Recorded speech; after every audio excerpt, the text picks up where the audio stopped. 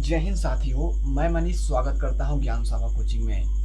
हम लोग number system पढ़ रहे थे जिसमें हम लोग 4 क्लास कर चुके हैं। आज यह 5वीं क्लास है जिसमें हम लोग इकाई अंक अर्थात यूनिट नंबर निकालना सीखेंगे। तो चलिए शुरू करते हैं आज की अपनी क्लास को। सबसे पहले हम जानेंगे कि इकाई अंक किसे कहते हैं।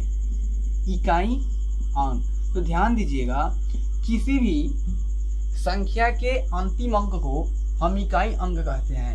यदि लिखना चाहते हैं तो क्या लिखेंगे, किसी भी संख्या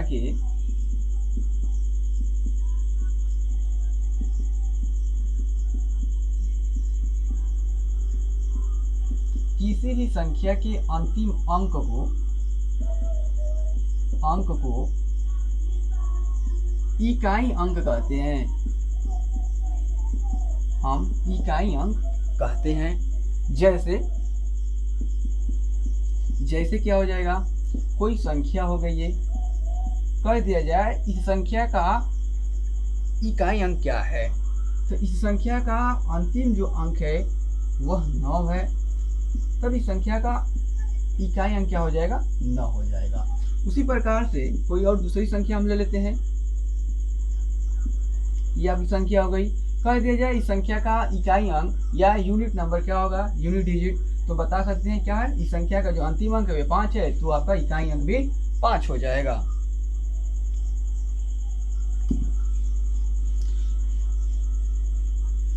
अब देखते हैं किस प्रकार से इस पर सवाल बनते हैं।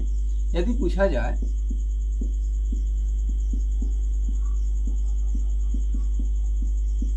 ये संख्या दे दिया जाएगा, कह दिया जाएगा कि संख्या का इकाई अंक क्या होगा, तो ध्यान दीजिएगा, हम सभी संख्याओं को हम जोड़ेंगे नहीं। हम क्या करेंगे, हमें सिर्फ सभी संख्याओं का अंतिम अंक से हमें मतलब है।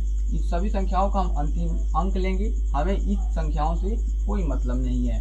और क्या करेंगे, इन संख्याओं को हम जोड़ेंगे, तो 8 और 2 10 हो जाएगा। 10 के बजे क्या होगा, हम सिर्फ इसका इकाई अंक लेंगे, तो आपका 0 और 0 4 कितना होगा, 4। तो हम कह सकते हैं इस संपूर्ण संख्या का जो इकाई अंक होगा वह 4 होगा। ये आपका हो गया इकाई अंक। उसी प्रकार से कोई दूसरी हम संख्या लेते हैं।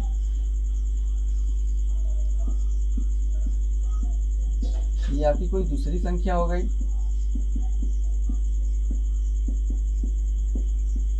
कह दिया जाए इस संख्या का इकाई अंक क्या होगा, तो ध्यान दीजिएगा, इससे हमें कोई मतलब नहीं है। हमें प्रत्येक संख्या के अंतिम अंक को लेंगे, अब इसे हम क्या करेंगे, जोड़ देंगे, तो 9 4 कितना होगा, 13। 13 का हम सिर्फ इकाई अंक लेंगे 3, 3 को 5 मिनट जोड़ेंगे तो हो जाएगा 8, और 8 2 10, और 10 का सिर्फ इकाई अंक, तो हम कह सकते हैं संपूर्ण संख्या का जो इकाई अंक होगा वह 0 होगा। ये हमारा हो गया क्या, आंसर। उसी प्रकार से यदि हमें सवाल दे दिया जाए,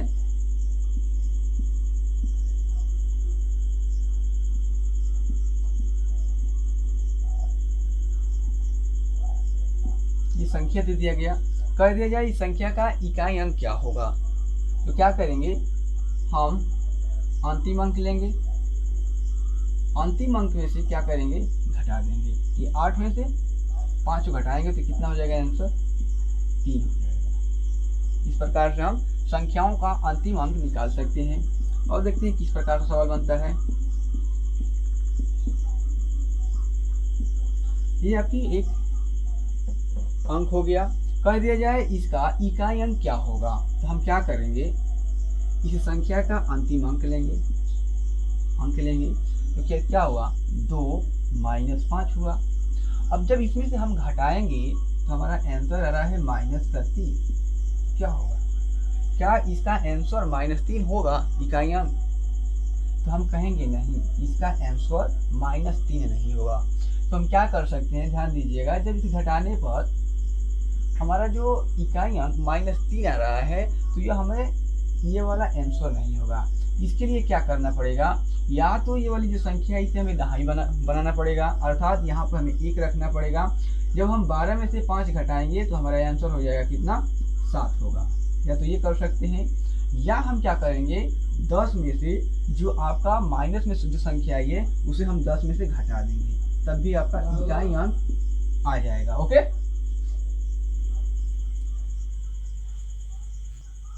चलिए और आगे देखते हैं। और हम देख लेते हैं, जिससे ये आपकी कोई संख्या हो गई, कह दिया जाए इसमें से आपको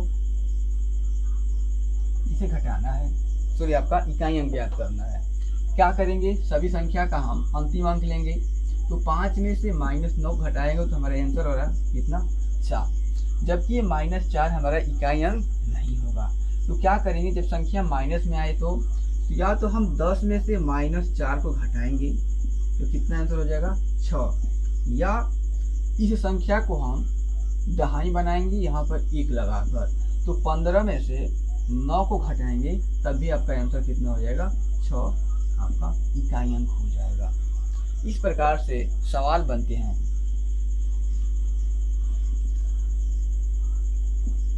अब यदि कह दिया जाए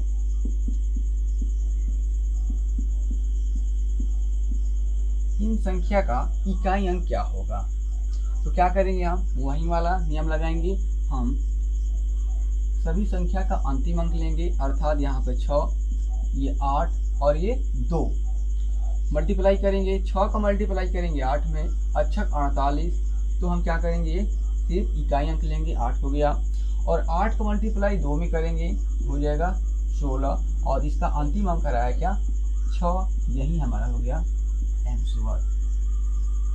दूसरी,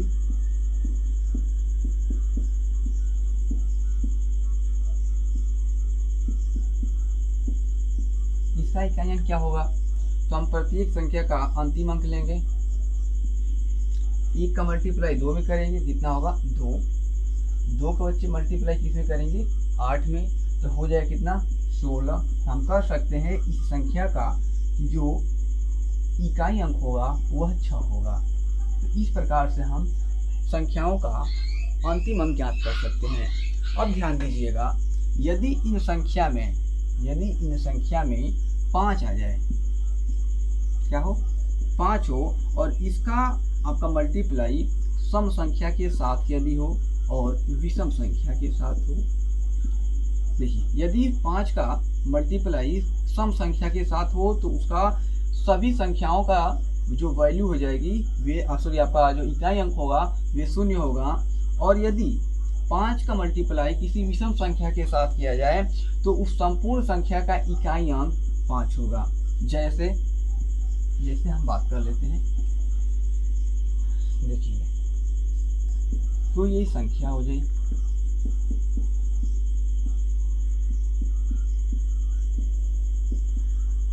ये कोई संख्या हो गई। अब क्या इसका हमें इकाई अंक ज्ञात करना है, तो हम देख रहे हैं आपका इकाई के अंक पर क्या है बच्चे 5 है, और 5 का मल्टीप्लाई किसी सम संख्या के साथ करना है। तो जब 5 का मल्टीप्लाई किसी सम संख्या के साथ किया जाता है तो आंसर कितना आता है 0। देख लेते हैं सॉल्व कर, देखिए 5 का मल्टीप्लाई किस में करेंगे 4 में, हो जाएगा 20, और इस 20 का हम इकाई अंक लेंगे 0, 0 का मल्टीप्लाई करेंगे 8 में, तब आपका आंसर हो जाएगा 0। दूसरा देखते हैं, एक और देखते हैं बच्चे, कोई संख्या दे दिया जाए,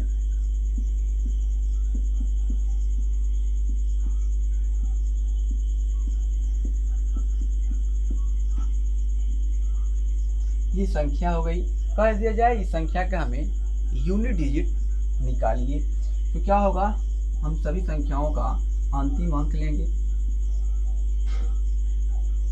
यहाँ पर हम देख रहे हैं 5 है, और 5 का मल्टीप्लाई किसी सम संख्या से के साथ की जा रही है। तो जब सम संख्या के साथ किया जाता है तो इसका संपूर्ण संख्याओं का जो इकाई अंक होगा वे आपका 0 हो जाएगा। जैसे देखिए 3 का मल्टीप्लाई करेंगे 8 में तो हो कितना जाएगा 24, 24 का हम लेंगे कितना 4, 4 का मल्टीप्लाई करेंगे किसमें हम 5 में, हो जाएगा आपका 20, और ये 0 हो गया, 0 का मल्टीप्लाई कर देंगे 2 में तो आपका कितना होगा आंसर 0, आपका यूनिट नंबर हो जाएगा। ये तो रहा सम संख्या के लिए, और विषम संख्या के लिए देख लेते हैं। जैसे आपका ये अंक आ गया,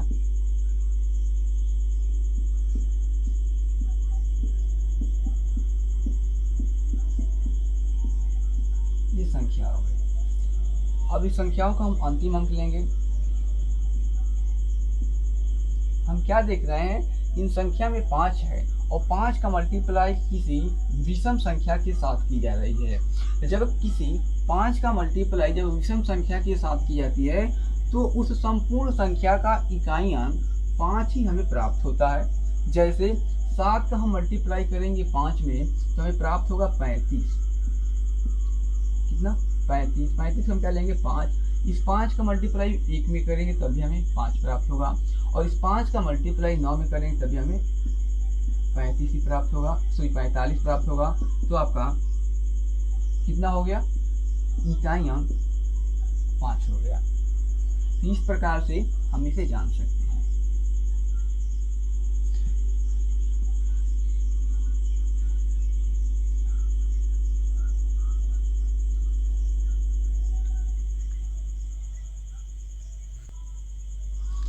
चलिए और देखते हैं कि किस प्रकार से सवाल बनते हैं। यदि सवाल हमें दे दिया जाए 51 into 52 53 dot dot dot dot कहाँ तक बच्चे? आपका 58 तक कर दिया जाए, इन संपूर्ण संख्या का हमें इकाई अंक बताइए क्या होगा। तो हम हल करेंगे, क्या लिखेंगे? 51 इंटू 52 इंटू 53 54 55 56 57 और 58। इन संख्या का हमें क्या निकालना है? इकाई अंक। इस संख्या में हमें दिखाई दे रहा है कि आपका किसी संख्या का ये 5 है इकाई अंक, सॉरी आपका अंतिम अंक, और इस अंतिम अंक का मल्टीप्लाई किसी सम संख्या के साथ करना है। तो इस संपूर्ण संख्या का जो मान होगा क्या हो जाएगा? 0 हो जाएगा। इस प्रकार से इस प्रश्नों को हल कर सकते हैं। अब हम जानेंगे फैक्टोरियल के बारे में। चलिए अब फैक्टोरियल वाली संख्याओं को देखते हैं कि किस प्रकार से उसका इकाई अंक हम ज्ञात करते हैं।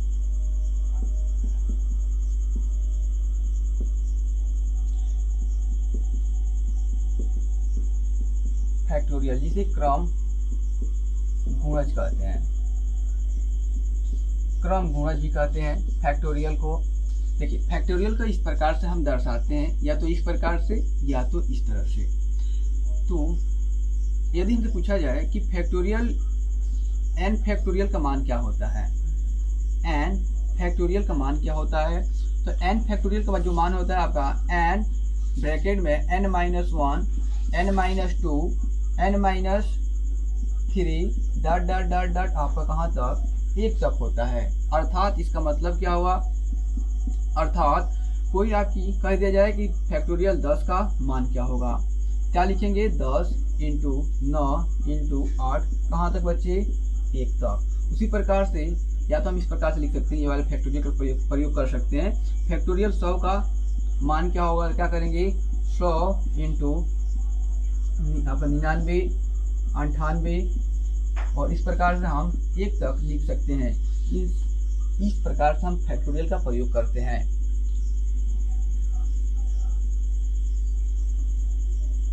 ध्यान दीजिएगा, फैक्टोरियल 1 का मान क्या होगा? तो फैक्टोरियल 1 का मान 1 होता है। फैक्टोरियल 2 का मान क्या होगा? तो 2 into 1 is equal to 2। Factorial 3 का क्या होगा?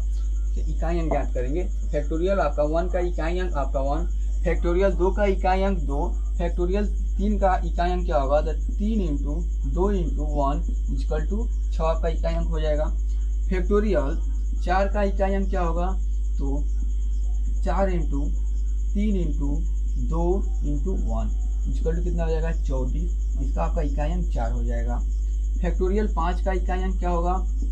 तो 5 इंटू 4 इंटू 3 2 1 इक्वल टू हो जाएगा 120, अर्थात यहाँ पर 0 इकाई अंक हो जाएगा। इसी प्रकार से यदि फैक्टोरियल 6 का बात किया जाए तो 6 इंटू 5 4 3 1 सॉरी आपका 2 और 1, इसका मल्टीप्लाई किया जाएगा तो आपका कितना हो जाएगा, 720 हो जाएगा। तो ध्यान दीजिएगा, फैक्टोरियल 5 या देखिए फैक्टोरियल 5 से जितने भी मान आएंगे उन संपूर्ण संख्याओं का जो इकाई अंक होगा वह शून्य होगा।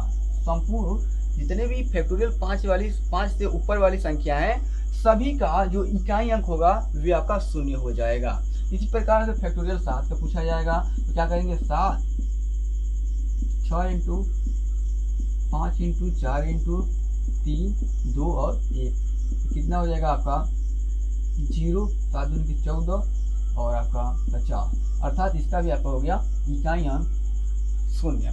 तो हम कह सकते हैं, ध्यान दीजिएगा, सिर्फ आपका फैक्टोरियल 1 से लगाकर फैक्टोरियल 4 के मान शून्य नहीं होगा, जबकि फैक्टोरियल 5 या इसके ऊपर से जितनी भी संख्याएं हैं इसके ऊपर वाली उन संपूर्ण संख्याओं का जो इकाई अंक होगा वह आपका शून्य होगा। देखिए किस प्रकार से इस पर प्रश्न बनते हैं। यदि हमसे प्रश्न पूछा जाए कि फैक्टोरियल 1012 का इकाई अंक ज्ञात कीजिए तो हम क्या कर सकते हैं, ये फैक्टोरियल है, इसको हम इस प्रकार से लिख सकते हैं, इस प्रकार से भी लिख सकते हैं। पूछ दिया जाए फैक्टोरियल 1012 का इकाई अंक क्या होगा, तो हम जानते हैं कि फैक्टोरियल 5 या इससे जितने भी ऊपर वाली फैक्टोरियल की संख्या आएंगी उनका संपूर्ण संख्याओं का इकाई अंक जो होगा वे शून्य होगा। तो इसका भी आंसर कितना हो जाएगा, शून्य होगा। और देख लीजिए फैक्टोरियल, मान लीजिए कोई और संख्या आ गई, इसलिए फैक्टोरियल हो गया, इसका मान क्या होगा, तो क्या कहेंगे इसका इकाई अंक शून्य होगा। मान लें सिर्फ इकाई अंक हम ज्ञात कर रहे हैं, इसका इकाई अंक क्या होगा, तो आपका शून्य हो जाएगा। आपका पूछ दिया जाए फैक्टोरियल 2, फैक्टोरियल 3, फैक्टोरियल 4 का इकाई अंक क्या होगा, तो हम क्या करेंगे, इसको हम क्या लिख सकते हैं, 2 इंटू 1, इसको क्या लिख सकते हैं आपका 3 इंटू 2 इंटू 1, और इसको हम लिख सकते हैं 4 इंटू 3 इंटू 2 इंटू 1, अर्थात इसका मल्टीप्लाई इसमें क्या करेंगे, 2 एकम में 2, आपका 6 12 को सीख लेंगे 2, फिर इसका क्या करेंगे 2 8 हो जाएगा, 8 फिर 24 फिर इसका हो गया 4 लेंगे, यहाँ पर हो जाएगा कितना बच्चे आपका 8 हो जाएगा। तो संपूर्ण इस सभी संख्याओं का जो इकाई अंक होगा वे कितना होगा, 8 होगा। ओके, ये आपका इसका इकाई अंक क्या होगा बच्चे, 8 होगा। तो इस प्रकार से हम फैक्टोरियल वाली संख्याओं का इकाई अंक ज्ञात कर सकते हैं। अब हम बात करेंगे जो घात वाली संख्याएं होती हैं उनका इकाई अंक कैसे हम ज्ञात कर सकते हैं। ओके,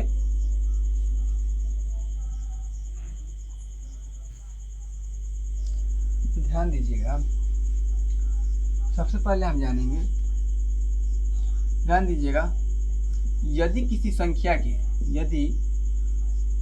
यदि आपकी जो संख्या 0 1 और 5 और 6 के बारे में हम बात करेंगे। सबसे पहले इन संख्याओं का हम बात करें कि इन पर यदि घात रहे, यहाँ पर घात रहे, तो इन संख्याओं का इकाई अंक कैसे हम ज्ञात करते हैं। ओके, तो ध्यान दीजिएगा, यदि आपका 0 1 5 6 किसी संख्या का अंतिम अंक है या इकाई अंक है और इस पर कोई भी घात हो, तो उनका इकाई अंक स्वयं वही संख्या हो जाती है। ध्यान दीजिएगा, कहने का मतलब यह हुआ, यदि कोई संख्या आ गई,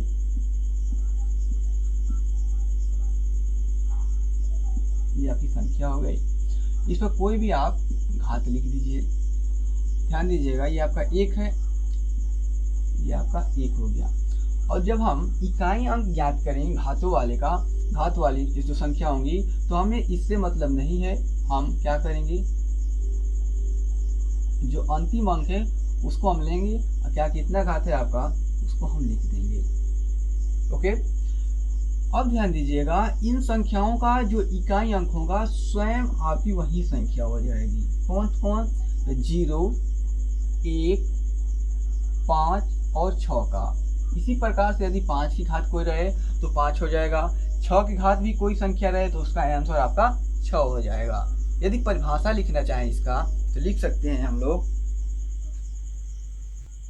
तो लिखेंगे यदि किसी संख्या की, क्या लिख सकते हैं, यदि किसी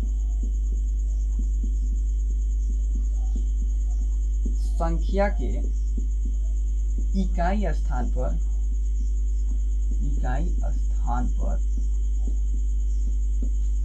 0, 1, 5, 6 हो और इनके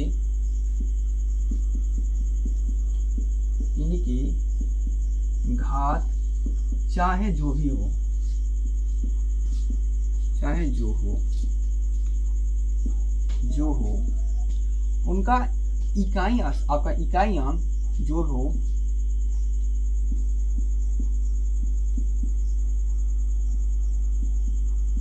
इकाई अंक सेम वही होगा या स्वयं वही होगी।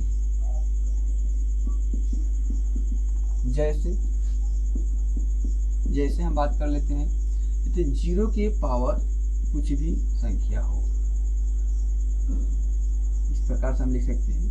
यहाँ पर कोई भी संख्या हो, लास्ट में क्या हो, 0 हो और इस पर कोई संख्या आ जाए, घात हो, तो इनका जो इकाई अंक होगा वे आपका 0 होगा, जो आपका इकाई स्थान होगा वे 0 होगा। उसी प्रकार से 1 हो और इसकी घात चाहे जो भी हो, इसका भी जो इकाई अंक होगा वे 1 होगा।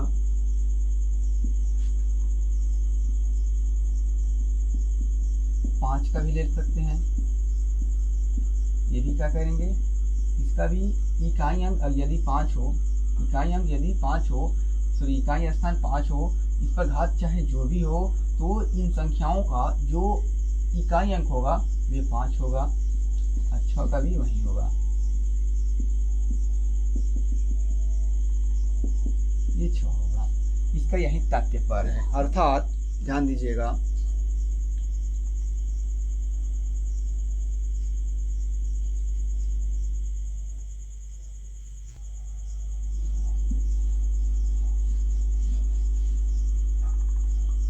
कह दिया जाए इन संख्या का इकाई अंक क्या होगा, क्या करेंगे, 0 हो जाएगा, क्योंकि इसका आपका संख्या के लास्ट में आपके लास्ट वाले जो अंक है वे 0 है और 0 के घात जो भी संख्या होगी उसका मान आपका इकाई अंक 0 होगा। उसी प्रकार से कोई दूसरी संख्या, इस पर हम घात चाहे जो भी ले सकते हैं, इसका मान भी 1 होगा।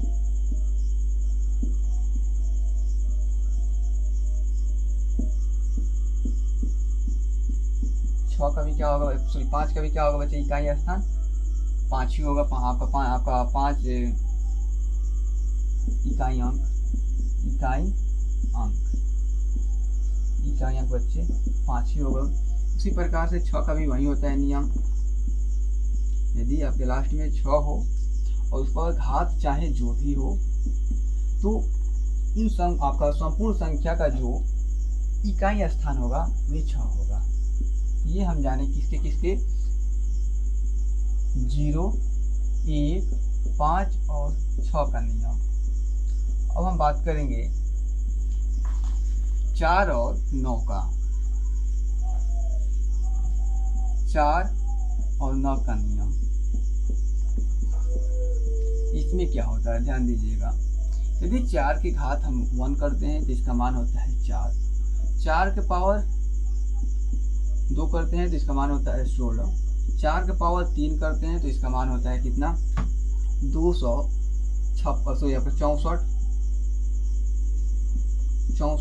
और इसका अगर 4 करते हैं तो होता है 256। यहाँ से हम ये देख रहे हैं, यदि 4 की घात कोई सम संख्या आ रही है तो उनका मान 6 हो जा रहा है, और यदि 4 के पावर आपके एक संख्या हो रही है, सॉरी आपका विषम संख्या हो रही है, तो उनका मान क्या हो जा रहा है, 4 हो जा रहा है। तो हम लिख सकते हैं क्या,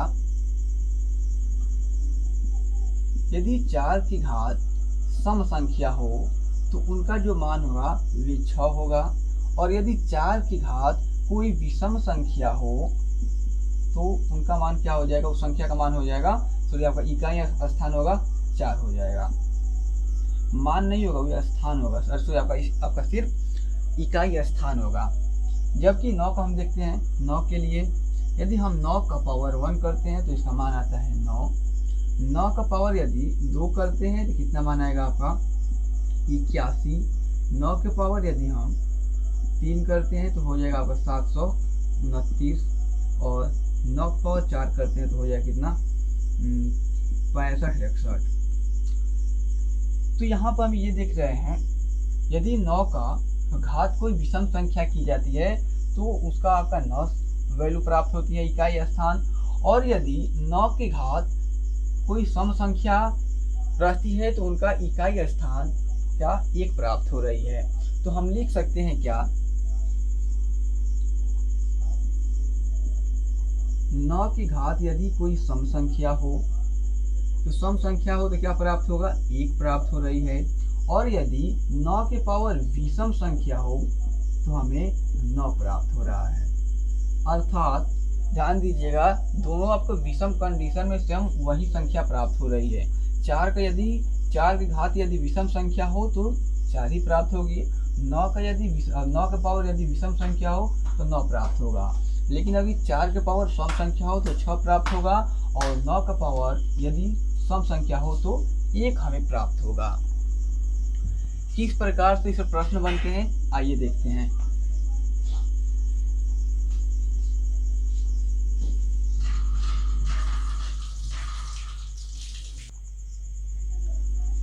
तो साथियों, आज की क्लास हम यहीं पर बंद करते हैं। कल की क्लास यहीं से स्टार्ट की जाएगी और सभी संख्याओं के बारे में जानेंगे, इसके आगे के, और इससे संबंधित प्रश्नों को भी हल करेंगे। यदि आपको इससे संबंधित PDF प्रश्न चाहिए तो हमारा एक टेलीग्राम चैनल है ज्ञान सभा कोचिंग नाम से, वहाँ पर जाइएगा। वहाँ पर आपको इससे संबंधित एक PDF मिलेगी जिसमें आपको प्रश्न दिए जाएंगे। तो साथियों, आज की क्लास यहीं समाप्त करते हैं। धन्यवाद।